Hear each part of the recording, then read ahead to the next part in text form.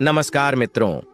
भगवान कल्कि जी के जीवन पर आधारित यह दुर्लभ कथा जो आप देखने जा रहे हैं, कल्कि पुराण, जो महर्षि व्यास जी द्वारा आज से हजारों साल पहले अपनी दिव्य दृष्टि द्वारा संस्कृत भाषा में लिखी गई थी, को हिंदी में रूपांतरित कर आपके सामने प्रस्तुत किया गया है। अगर आप वाकई में भगवान कल्कि अवतार के बारे में सही और सत्य जानकारी प्राप्त करना चाहते हैं तो आप बिल्कुल सही जगह पर हैं। वीडियो में अंत तक बने रहिए। इस प्रस्तुति में हम जानने वाले हैं कि कब, कहां और क्यों होगा भगवान कल्कि का जन्म, कौन होंगे 7 चिरंजीवी जो युद्ध में उनका साथ देंगे, और भगवान कल्कि शिव जी से क्या वरदान मांगेंगे, और कौन होंगी उनकी पत्नी, साथ ही जानेंगे। कब होगा कलयुग का अंत और भगवान कल्कि जी का जन्म। वीडियो बहुत महत्वपूर्ण होने वाला है, तो अंत तक जरूर देखें। दोस्तों, हम भगवान कल्कि को देख पाए या नहीं, यह तो हमें नहीं पता। तो क्यों न हम उनके जीवन के वृतांत को जानकर हमारे जीवन को महत्वपूर्ण बनाएं। दोस्तों, वेदों के अनुसार इस सृष्टि की रचना भगवान ब्रह्मा जी ने की थी और इसके पालन हार भगवान विष्णु जी है। लेकिन जब यह सिस्टम करप्ट हो जाता है तो भगवान भोलेनाथ यानी कि शंकर जी सृष्टि का विनाश कर देते हैं। परंतु हम रचना और विनाश के बीच इसके एग्जीक्यूशन की बात करते हैं। इसको चलाए रखने के लिए भगवान विष्णु के अनेकों अवतार होते रहते हैं। यदा यदा हि धर्मस्य ग्लानिर्भवति भारत अभुत्थान अधर्मस्य तदात्मनं सृजमयं परित्राणाय साधूनां विनाशाय च दुष्कृताम धर्म संस्थापना थाय संभवामि। युगे युग में अवतार लेता हूं, मैं प्रकट होता हूं। जब जब धर्म की हानि होती है तब तब मैं आता हूं। जब जब अधर्म बढ़ता है तब तब मैं साकार रूप से लोगों के सम्मुख प्रकट होता हूं। सज्जन लोगों की रक्षा के लिए मैं आता हूं, दुष्टों के विनाश के लिए मैं आता हूं, धर्म की स्थापना के लिए मैं आता हूं और युग युग में जन्म लेता हूं। दोस्तों, युग युग, आखिर ये युग शुरू कैसे हुआ? चारों युगों के शुरू होने की असली कहानी क्या है? भगवान विष्णु के कल्कि अवतार की असली गाथा क्या है और कौन होगा भगवान कल्कि का शत्रु? मित्रों, कैसे हुआ चारों युगों का आरंभ?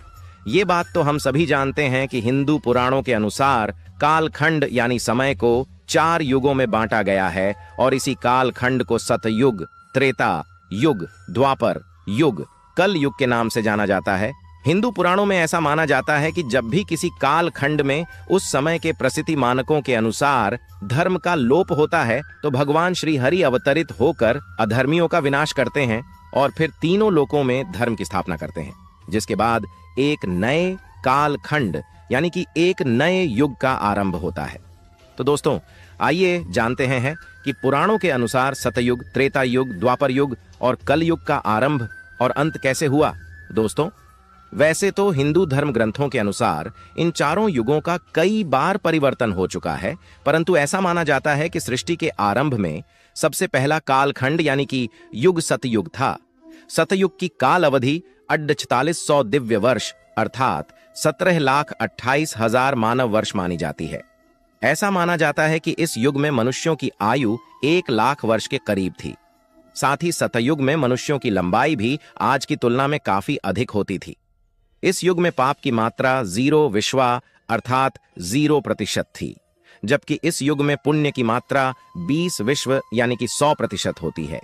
फिर भी इस युग में श्री हरि मत्स्य कुर्म वराह और नरसिंह रूप में अवतरित हुए थे। मित्रों, अब सवाल ये उठता है कि जब सतयुग में पाप नहीं था तो फिर श्री हरि इन रूपों में क्यों अवतरित हुए?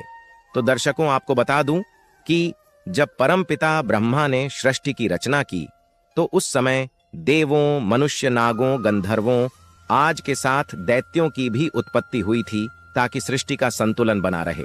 और इसी संतुलन को बनाए रखने के लिए सतयुग में श्री हरि शंखासुर, हिरण्याक्ष, दैत्य और हिरण्यकश्यप का वध करने के लिए विभिन्न रूपों में अवतरित हुए थे। हिंदू धर्म ग्रंथों की माने तो चूंकि उस समय मनुष्य अपने विकास की ओर अग्रसर हो रहा था, अर्थात मनुष्य जानवरों से धीरे धीरे अपने वास्तविक रूप में आ रहा था। इसके अलावा भगवान श्री हरि के सारे अवतार मानव के विकास का प्रतीक माने जाते हैं। मित्रों, सतयुग की समाप्ति के बाद त्रेता युग आया। इस युग की बात करें तो इस युग में श्री हरि ने वामन और श्री राम का अवतार लिया जबकि परशुराम के रूप में उन्होंने अंशावतार लिया था। इस युग की काल अवधि 3600 दिव्य वर्ष अर्थात 12,96,000 मानव वर्ष माना जाता है।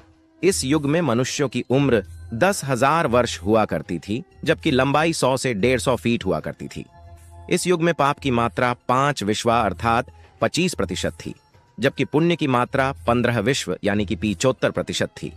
इस युग में रावण, कुंभकर्ण, बाली, अहिरावण जैसे अत्याचारी राजा हुआ करते थे, जो अपने बल व अहंकार में आकर तीनों लोक के प्राणियों पर अत्याचार किया करते थे, जिस कारण भगवान श्री हरि राम बल और अहंकार को मिटाने के लिए आमंत्रित हुए और इन अत्याचारियों का नाश किया।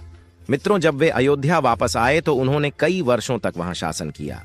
फिर देवी सती के पृथ्वी में समाज आने के कुछ वर्षों के बाद उन्होंने भी अपना देह त्याग कर दिया, और ऐसा माना जाता है कि प्रभु श्री राम की देह त्याग करने के बाद फिर से एक नए युग का सर्जन हुआ, जिसे द्वापर युग कहा जाता है।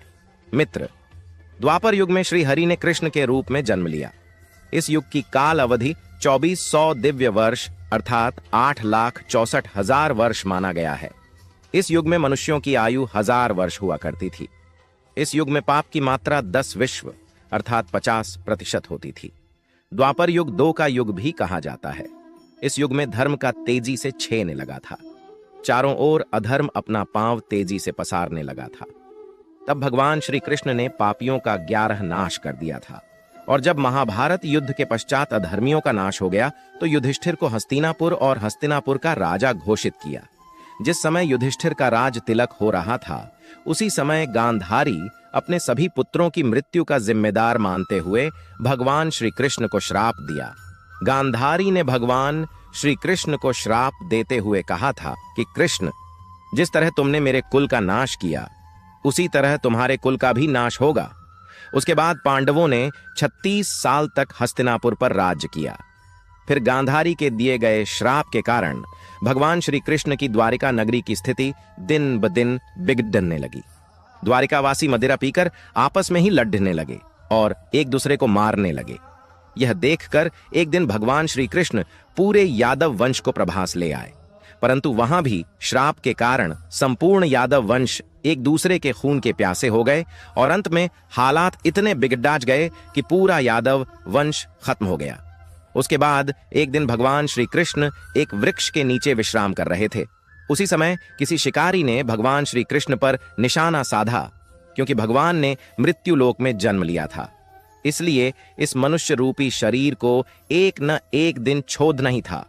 अतः भगवान श्री कृष्ण ने अपना देह त्याग कर दिया और बैकुंठ वापस चले गए। मित्रों, उधर इस बात की सूचना युधिष्ठिर को मिली तो उनको भी समझ में आ गया कि अब उनके जीवन का उद्देश्य खत्म हो चुका है। द्वापर युग इस समय अपनी समाप्ति की ओर था और कल युग का प्रारंभ होने वाला था। इस बात को ध्यान में रखते हुए युधिष्ठिर ने हस्तिनापुर का राजपाट परीक्षित को सौंप दिया और खुद चारों भाइयों और द्रौपदी सहित हिमालय की ओर अपनी अंतिम यात्रा पर निकल पड्डी हे। फिर पांडवों के हस्तिनापुर से निकालते ही कलयुग का आरंभ हो गया और आज हम इसी कलयुग में जी रहे हैं। इस युग में पाप की मात्रा 15 विश्व यानी कि 75% मानी गई है, जबकि पुण्य की मात्रा 5 विश्वा यानी कि 25% है। कलयुग का प्रथम चरण ही चल रहा है। ऐसा माना जाता है कि कलयुग का प्रारंभ 3102 ईसा पूर्व से हुआ था, यानी अब तक कलयुग ने अपना 5120 वर्ष पूरा किया है, जबकि इसके अंत होने में अभी 4,26,880 वर्ष बाकी है। परंतु कलयुग का अंत कैसा होगा, इसका वर्णन पहले ही ब्रह्म पुराण में किया जा चुका है। ब्रह्म पुराण के अनुसार कलयुग के अंत में मनुष्य की आयु महज 12 वर्ष रह जाएगी। इस दौरान लोगों में द्वेष और दुर्भावना बढ़ेगी। कलयुग की उम्र जैसे जैसे बढ़ती जाएगी, वैसे वैसे नदियां सूखती जाएंगी। बेईमानी और अन्याय धन कमाने वालों में बढ़ते जाएंगे। धन के लोभ में मनुष्य किसी की भी हत्या करने में नहीं हिचकिचाएगा। इंसान सभी धार्मिक काम बंद कर देगा। गाय दूध देना बंद कर देगी। मानवता नष्ट हो जाएगी। लड़कियां बिल्कुल भी सुरक्षित नहीं होंगी। उनका अपने ही घर में शोषण होने लगेगा। अपने ही घर के लोग उनके साथ वे विचार करने लगेंगे। सभी रिश्ते नाते खत्म होने लगेंगे। जब आतंक अपनी चरम सीमा पर होगा, तब भगवान श्री हरि का कल्कि अवतार इस पृथ्वी पर प्रकट होगा और वो अधर्मियों का नाश करेंगे और उसके बाद एक बार फिर से नए युग का आरंभ होगा। दोस्तों, आपको बता दूं कि अभी तक युग परिवर्तन का यहाँ 22वां चक्र चल रहा है और परिवर्तन युग के समाप्त होने के बाद यह अपने 23वें चक्र में प्रवेश करेगा। मित्रों, कहां होगा भगवान विष्णु का कल्कि अवतार? हिंदू धर्म ग्रंथों के अनुसार जब जब धरती पर पाप बढ़ा है, तब तब भगवान विष्णु किसी न किसी रूप में धरती पर पापियों का विनाश के लिए प्रकट हुए हैं। वामन अवतार, नरसिंह अवतार, मत्स्य अवतार, राम अवतार, कृष्ण अवतार, ये सब भी इस बात के प्रमाण हैं। शास्त्रों में विष्णु जी के 10 अवतार का उल्लेख मिलता है। इनमें से अब तक 9 अवतार हो चुके हैं, लेकिन कलयुग में भगवान का अंतिम अवतार होना भी बाकी है। ऐसा माना जाता है कि जब कलयुग अपनी चरम सीमा पर पहुंच जाएगा, तब भगवान विष्णु कल्कि अवतार लेकर कलयुग का अंत करेंगे। उसके बाद फिर से धर्म की स्थापना करेंगे। कल्कि अवतार आज भी लोगों के लिए एक रहस्य है।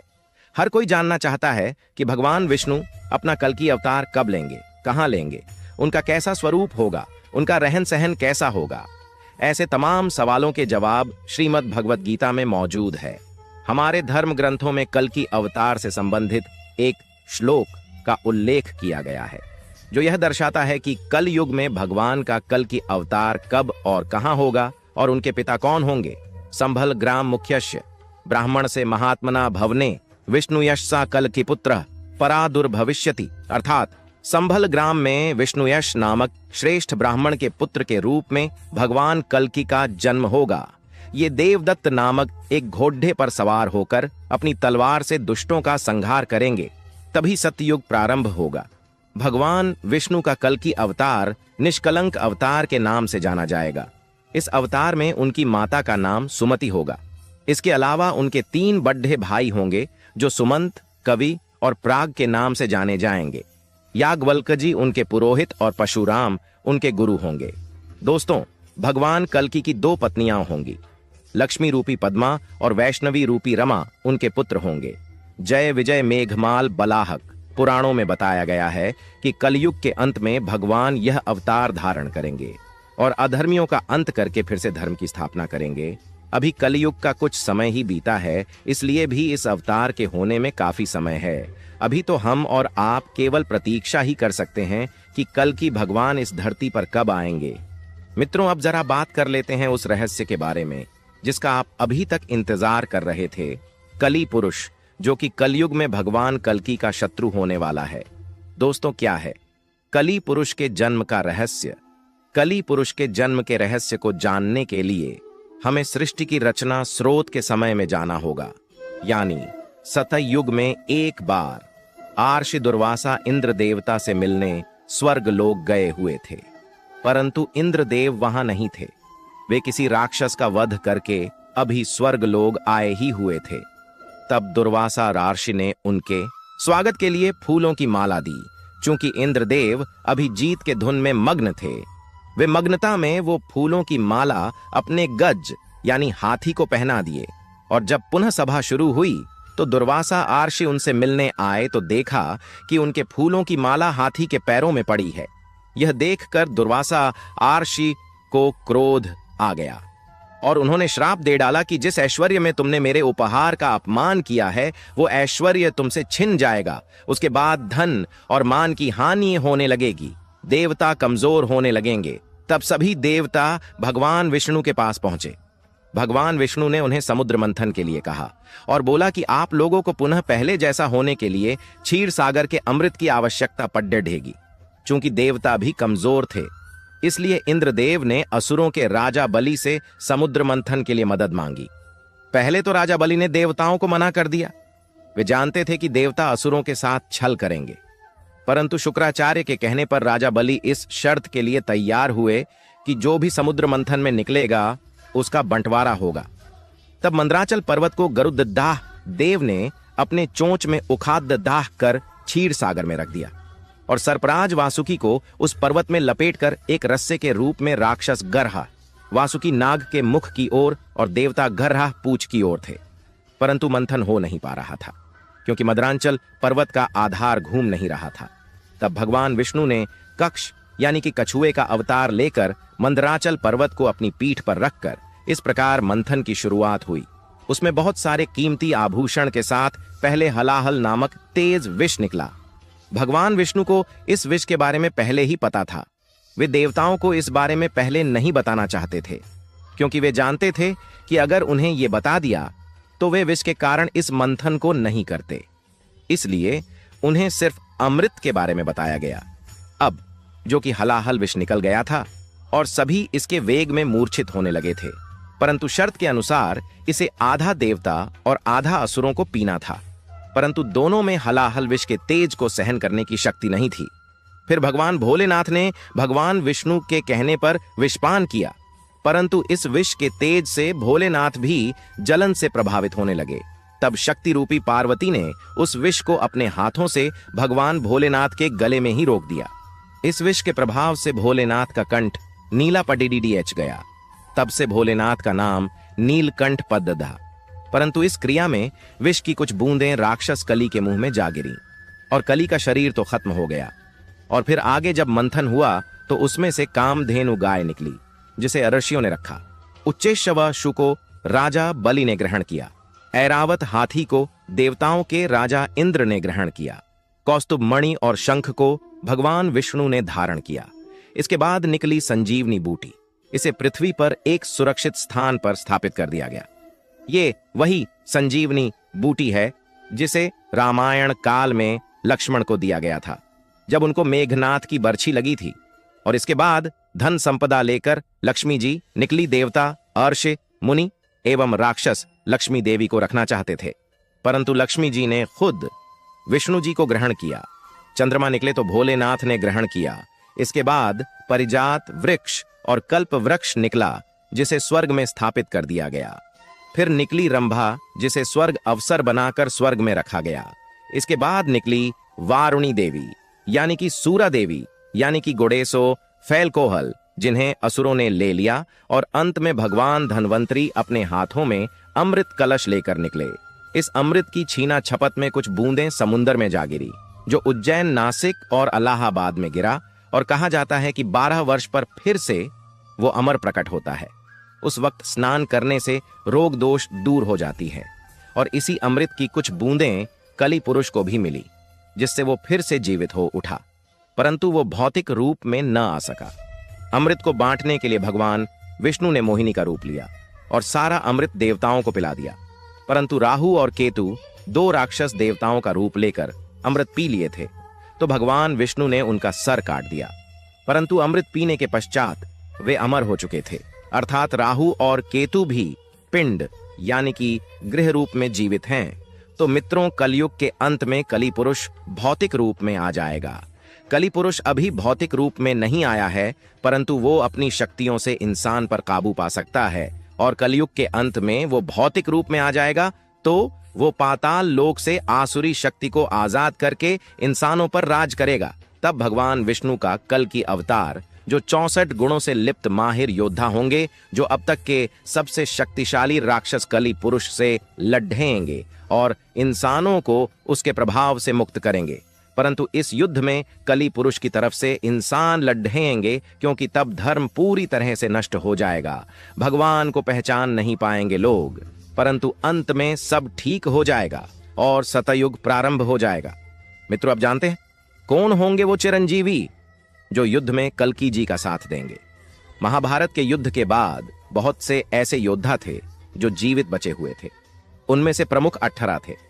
दोस्तों, महाभारत के युद्ध के पश्चात कौरवों की तरफ से 3 और पांडवों की तरफ से 15 यानी कि कुल 18 योद्धा जीवित बचे थे। लेकिन आज हम यहां इस वीडियो में आपको ऐसे 5 महान लोगों के बारे में बताने वाले हैं जो महाभारत या फिर कहे कि रामायण के पहले के काल से भी जीवित हैं और वे कलयुग यानी कि इस युग के अंत में प्रकट होंगे, ऐसी मान्यताएं कहती हैं। मित्रों, महर्षि वेद व्यास का नाम कृष्ण द्वैपायन था। वे पराशर, अर्ष और सत्यवती के पुत्र थे। वेदों के भाग करने के कारण उन्हें वेद व्यास कहा जाने लगा। उन्होंने महाभारत गणेश जी से लिखवाई थी वे 28वें वेद व्यास थे। दोस्तों, धृतराष्ट्र पांडु विदुर को महर्षि वेद व्यास का पुत्र माना जाता है। इन्हीं 3 पुत्रों में से एक धृतराष्ट्र के यहां जब कोई पुत्र उत्पन्न नहीं हुआ तो वेद व्यास की कृपा से 99वें पुत्र और एक पुत्री का जन्म हुआ था। दोस्तों, महर्षि वेद व्यास पितामह भीष्म के सौतेले भाई थे। महर्षि वेद व्यास के जन्म के अवसर पर गुरु पूर्णिमा का पर्व मनाया जाता है। दोस्तों, कहा यह भी जाता है कि महर्षि वेद व्यास कली काल के अंत तक जीवित रहेंगे, तब वे कल्कि की अवतार के साथ होंगे। माना जाता है कि महाभारत युद्ध के पश्चात बहुत समय तक सार्वजनिक जीवन में रहे और उसके बाद वे तप और ध्यान के लिए हिमालय की पर्वत श्रृंखलाओं में चले गए। कलयुग के शुरू होने के बाद वेद व्यास के बारे में कोई ठोस जानकारी उपलब्ध नहीं है। हालांकि यह कहा जाता है कि प्रथम जातक कथा में उन्हें बोधिसत्व कहा गया, दूसरी जातक कथा में महाभारत का रचयिता और उससे जुद्धा हुआ बताया गया, महर्षि परशुराम। वैसे परशुराम तो रामायण के काल के पहले से जीवित है। इनके पिता का नाम जमदग्नि और माता का नाम रेणुका था। मित्रों, ऋचि सत्यवती के पुत्र जमदग्नि और जमदग्नि रेणुका के पुत्र परशुराम थे। रामायण में परशुराम का उल्लेख तब मिलता है जब भगवान श्री राम सीता स्वयंवर के मौके पर शिव का धनुष तोड़ी आंच देते हैं। तब परशुराम यह देखने के लिए सभा में आते हैं कि आखिर धनुष किसने तोड़ा। महाभारत में परशुराम का उल्लेख पहली बार तब मिलता है जब वे भीष्म पितामह के गुरु बने थे और एक प्रसंग के अनुसार उनका भीष्म के साथ युद्ध भी हुआ था, और दूसरा जब वो भगवान श्री कृष्ण को सुदर्शन चक्र प्रदान करते हैं, और तीसरा जब वे कर्ण को ब्रह्मास्त्र की शिक्षा देते हैं। मान्यता यह भी है कि परशुराम भी चिरजीवी हैं। वे भी महर्षि वेद व्यास की तरह कल्कि अवतार के साथ होंगे। कठिन तप से प्रसन्न होकर भगवान विष्णु ने उन्हें कल्पकाल के अंत तक जीवित रहने के लिए कहा था। महर्षि दुर्वासा। महर्षि दुर्वासा के बारे में सभी जानते हैं कि वे कितने क्रोधित आर्षि हैं। रामायण के अनुसार महर्षि दुर्वासा राजा दशरथ के भविष्यवक्ता थे। इन्होंने रघुवंश के लिए बहुत सी भविष्यवाणियां की थीं। दूसरी ओर महाभारत में महर्षि दुर्वासा कुंती को मंत्र देते हैं तो द्रौपदी की परीक्षा लेने के लिए अपने 10,000 शिष्यों के साथ उनकी कुटिया में पहुंचते हैं। एक जगह वे श्री कृष्ण के पुत्र शाम को श्राप देते हुए बताए गए हैं। महाभारत के काल में भी उनके होने की चर्चा कई जगह की गई है। उन्हें भी चिरंजीवी होने का वरदान प्राप्त है। जामवंत, परशुराम और हनुमान से भी लंबी उम्र है। जामवंत की, क्योंकि उनका जन्म सतयुग में राजा बलि के काल में हुआ था। जामवंत त्रेता युग में राम के साथ थे। द्वापर युग में श्री कृष्ण के ससुर बने थे। भगवान श्री कृष्ण को सीमांत मणि के लिए जामवंत से युद्ध लड़ना पड़ था। मित्रों, जब श्री कृष्ण युद्ध जीत रहे तब जामवंत को आश्चर्य हुआ। उन्होंने तब अपने प्रभु श्री राम को पुकारा और उनकी पुकार सुनकर श्री कृष्ण को अपने राम स्वरूप में आना पड़ा। तब जामवंत ने समर्पण कर अपनी भूल स्वीकारी और उन्हें मणि दे दी और श्री कृष्ण से निवेदन किया कि आप मेरी पुत्री जामवंती से विवाह करें। जामवंती श्री कृष्ण के संयोग ऐसी महाप्रतापी पुत्र का जन्म हुआ जिसका नाम सांब रखा गया। जामवंत आज भी जीवित है क्योंकि उन्हें भी प्रभु श्री राम से एक वरदान मिला था कि वो भी कलयुग में कल्कि अवतार के साथ होंगे। हनुमान जी सर्वशक्तिशाली और भक्तों के कृपालु हनुमान जी के कारण ही राम और रावण युद्ध में श्री राम ने विजय प्राप्त की थी। उनका प्रताप तो चारों युगों में है। वे त्रेता में भगवान श्री राम के साथ थे और द्वापर में श्री कृष्ण के साथ। बहुत कम लोग जानते होंगे कि महाभारत में युद्ध में हनुमान जी के कारण ही पांडवों को विजय मिली थी। अर्जुन और श्री कृष्ण की रक्षा का उन्होंने वचन दिया था, तभी तो वे अर्जुन के रथ के ऊपर ध्वज पर विराजमान हो गए थे। इससे पहले वे भीम का अभिमान चूर चूर कर देते हैं। जब एक जंगल में भीम हनुमान जी से अपनी पूंछ हटाने को कहते हैं तो हनुमान जी कहते हैं कि तू शक्तिशाली है तो मेरी पूंछ हटा दे, लेकिन भीम अपनी सारी शक्ति लगाकर भी उस पूंछ को तस से मस नहीं कर पाते। तब वे समझ जाते हैं कि ये कोई साधारण वानर नहीं है, ये स्वयं हनुमान जी हैं। मयासुर, मित्रों मयासुर रावण की पत्नी मंदोदरी के पिता अर्थात रावण के ससुर थे। देवताओं के शिल्पी विश्वकर्मा थे तो असुरों के शिल्पी मयासुर थे। मयासुर ने रामायण के काल में कई विशालकाय भवनों और शस्त्रों का निर्माण किया था। रामायण के उत्तरकांड के अनुसार मयासुर कश्यप, आर्षि और उनकी पत्नी दिति का पुत्र था। ये ज्योतिष वास्तुशिल्प के प्रकांड विद्वान थे। इसका मतलब मयासुर सतयुग में भी था। मित्रों, मयासुर ने ही महाभारत में युधिष्ठिर के लिए सभा भवन का निर्माण किया था, जो मया सभा के नाम से प्रसिद्ध हुआ। इसी सभा के वैभव को देखकर दुर्योधन पांडवों से ईर्ष्या करने लगा और कहीं न कहीं यही ईर्ष्या महाभारत के युद्ध में कारण बनी। मयासुर ने द्वारिका नगरी के निर्माण में भी अहम भूमिका निभाई थी। मित्रों, कहा जाता है कि मयासुर आज भी जीवित है।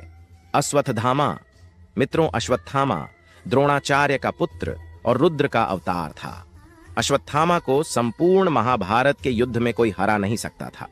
हालांकि इसमें संदेह है कि अश्वत्थामा आज भी जीवित है या नहीं, क्योंकि भगवान श्री कृष्ण ने उसे 3000 वर्षों तक सा शरीर भटकने का श्राप दिया था। कुछ लोग भविष्य पुराण का हवाला देकर कहते हैं कि वे कलयुग के अंत में जब कल्कि अवतार होगा। दोस्तों, यह अलग बात है कि श्राप से मुक्त होने के बाद भी अश्वत्थामा अपनी इच्छा से जिंदा हो, क्योंकि इतने हजार वर्षों तक जिंदा रहने वाला सामान्य मनुष्य भी खुद की शक्ति से जिंदा रहना सीख जाता होगा, और वे तो अश्वत्थामा थे। दोस्तों, कृपाचार्य महाभारत के अनुसार कृपाचार्य कौरवों और पांडवों के कुलगुरु थे।